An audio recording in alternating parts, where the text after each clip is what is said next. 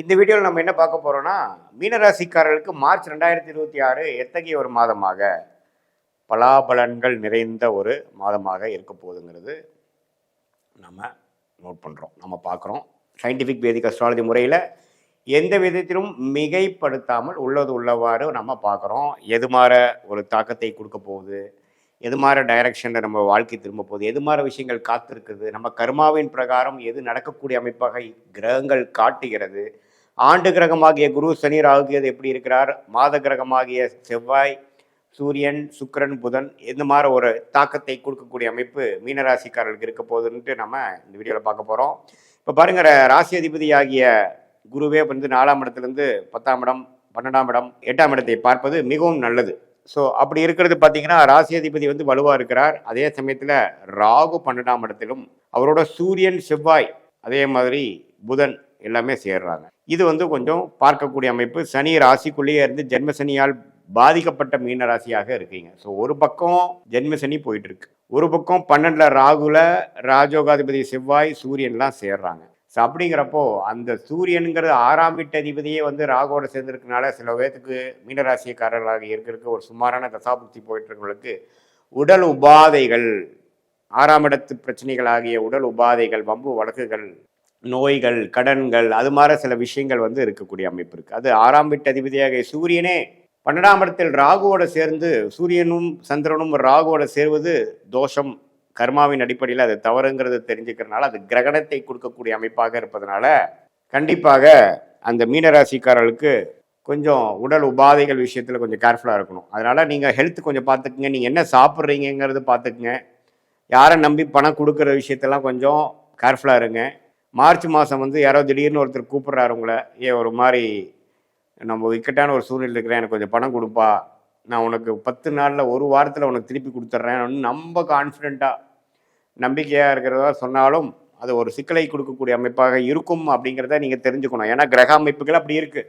அதே சமயத்தில் கொஞ்சம் வேலை தொழில் அது மாதிரி விஷயத்துலையும் கவனமாக இருக்கணும். பணம் உள்ளே போட்டுகிட்டே இருக்கிறோங்கிற மாதிரி இருக்கிற அமைப்பில் கொஞ்சம் கவனமாக இருக்கணும். உடல் உபாதைகள், வண்டி வாகனத்தில் கேர்ஃபுல்லாக போகிறது எல்லாமே தேவைப்படுகிறது. ஏன்னா 6ஆம் இடம் என்று சொல்லப்படுகிற சூரியனே வந்து 6க்கு கனெக்ட் ஆகிறார் ராகுவோட சேர்ந்து. இதில் நல்ல ஒரு விஷயம் என்னென்னா, குருவின் பார்வை பெரிய சிக்கல்களை கொடுக்காமல் தலைக்கு வந்தது தலைப்பாகோட போச்சுங்கிற மாதிரி ஒரு நல்ல அமைப்பை கொடுக்குறார். அதனால் நம்ம பயப்பட வேண்டியதில்லை. பட் இருந்தாலும் கவனங்கள் தேவைப்படுகிறது. ஸோ இப்படி இருக்கக்கூடிய அமைப்பு வந்து கொஞ்சம் கவனமாகவும் எடுத்தமாக கவுத்தமான இல்லாமல் எல்லாமே கொஞ்சம் சிரத்தையாக யோசித்து, வேகத்தை காட்டிலும் விவேகமாக, வேகத்தை காட்டிலும் நிதானத்தோடு எல்லா விஷயங்களும் செயல்பட வேண்டிய அமைப்புகள் தேவைப்படுகிறது. ஸோ இந்த ஜென்மசனியால் பாதிக்கப்பட்டிருக்கும் மீனராசிக்காரர்களுக்கு மார்ச் மாதமும் ஒரு சின்ன சேலஞ்சு மாதிரி வரப்போகுது. அதை வந்து நீங்கள் கொஞ்சம் சாதுரியமாக நான் சொன்ன மாதிரி அணுகி, என்னதான் சூரியன் ராகு சேர்ந்தாலும் ராஜோகாதிபதி உள்ள சம்மந்தப்பட்டிருக்கிறனால அப்படி ஒன்று ஜாதகரை நம்ம பாதிக்கிற மாதிரி ஒரு அமைப்பு வந்துடாது. அதே சமயத்தில் சுக்கிரன் ராசிக்குள்ளேயே இருப்பதனால ஓரளவுக்கு ராசி என்னதான் ஜென்மசனியால் பாதிக்கப்பட்டிருந்தாலும் சுக்கிரனால் திருட்பலம் பெறுவதனால அப்படி ஒன்றும் மனசு நம்ம கலங்கிடாது. ஓரளவுக்கு சமாளித்து வந்துடக்கூடிய அமைப்புகள் கட்டாயம் உண்டு என்று நீங்கள் தெரிந்து கொள்ள வேண்டும். இது வந்து ஒரு பொதுவான பலனையோட உங்களுடைய பிறந்த தேதி, பிறந்த நேரம், பிறந்த உரை வைத்து வரக்கூடிய ஜென்ம ஜாதகத்தை போட்டு உங்களுக்கு என்ன திசை முதல் திசை, நீங்கள் மீனராசியில் உத்திரட்டாதி நட்சத்திரமாக இருந்தாலும் சரி, புரட்டாதி நட்சத்திரமாக இருந்தாலும் சரி, ரேவதி நட்சத்திரமாக இருந்தாலும் சரி, எந்த லக்னத்தில் பிறந்தீங்க, லக்னாதிபதி எப்படி இருக்கிறார், திக்பலம் மற்ற கிரகங்களாக எப்படி இருக்கிறாங்க, எல்லா பலத்தையும் பார்த்து என்ன தசை நடக்குதுங்கிறதை பார்த்து, புக்தி நடக்குதுங்கிறதை பார்த்து, புக்தியை டிவைட் பண்ணால் அந்தரம், அந்தரத்தை டிவைட் பண்ணால் சூக்ஷ்ம லெவலுக்கு நம்ம டீப்பாக போய் சயின்டிஃபிக் வேதிக் அஸ்ட்ராலஜி முறையில் எதையும் மிகைப்படுத்தாமல் உள்ளது உள்ளவாறு நம்மளுடைய டைம்லைன்ஸை பார்த்து எந்த கிரகம் எப்படி இருக்குது, எது மாதிரி அமைப்பை கொடுக்கும், நம்மளுடைய ஷார்ட் டேர்ம் என்ன, லாங் டேர்ம் என்ன, எந்த மாதிரி ஒரு விஷயம் வந்து நமக்கு பாதிக்கு கொடுக்கக்கூடிய அமைப்பாக இருக்குது, எந்த நேரத்தில் கேர்ஃபுல்லாக இருக்கணும், எந்த நேரத்தில் நம்ம வேகமாக இருக்கலாம், எந்த நேரத்தில் வந்து சில விஷயங்கள் நடக்காமல் போனாலும் பொறுமையாக இருந்து காரியம் சாதிக்கணும் அப்படிங்கிறதெல்லாம் தெரிந்து எந்த நேரத்தில் மாற்றங்கள் உண்டு, எந்த நேரத்தில் மாற்றங்கள் தேவையில்லை,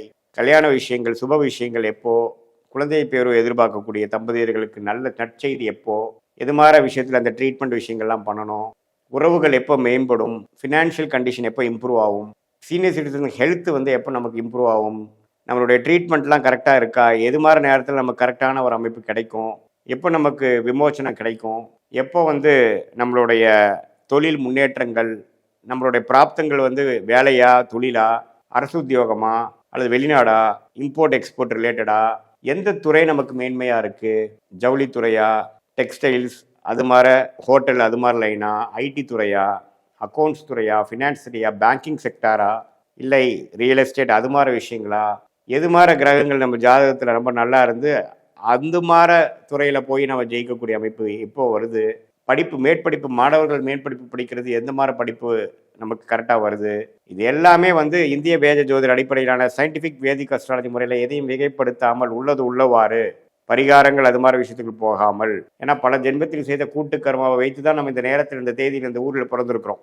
ஸோ அதை வைத்து நம்ம என்ன மாதிரி ஒரு அமைப்பை தெரிந்து கொண்டோம்னா அதுக்கு தகுந்த மாதிரி ஒரு எப்படி நம்மளுடைய ட்ராவலிங்க்கு கூகுள் மேப் நமக்கு உதவுதோ அதே போல் சயின்டிஃபிக் வேதிக் அஸ்ட்ராலஜியும் நீங்கள் யூஸ் பண்ணி அது மூலமாக கிளாரிட்டி பெற்று, தெளிவு பெற்று, தேவையற்ற பண விரயங்கள், தேவையற்ற சமய விரயங்களை தவிர்த்து, தேவையான வேலைகளை, தேவையான செயல்பாடுகளை தேவையான சமயத்தில் செய்து நம்மளுடைய பிராப்தம் என்னவோ அதுக்கு நிகரான ஒரு அமைப்பை சீக்கிரம் எளிதில் எதிர்நீச்சல் போடாமல் நம்மளுடைய பிறவி பயன் நம்ம கர்மாவை நாமளே அறிந்து அதுக்கு தகுந்த மாதிரி ரைட் சாய்ஸஸ் என்று சொல்லப்படுகிற சரியான வாழ்க்கை முடிவுகளை, லைஃப் சாய்ஸஸை எடுத்து, சரியான வாழ்க்கை முடிவுகளை எடுத்து அதன் மூலமாக வாழ்க்கையில் நம்மளுடைய பிராப்தத்தை பொறுத்து எது மாதிரி லெவல் ஆஃப் வாழ்க்கை அமைப்புகளை நம்ம பெற முடியுமோ அந்த பொட்டென்ஷியலை ரீச் பண்ணி, அதுலேயும் பெரிய போராட்டங்கள், அப்டக்கிள்ஸ்லாம் இருந்ததுன்னா அதை எப்படி எளிதில் மீண்டு வர முடியும், அதை தாண்டி எப்படி நம்ம ஜெயிக்க முடியும், எப்படி நம்ம வந்து நம்மளுடைய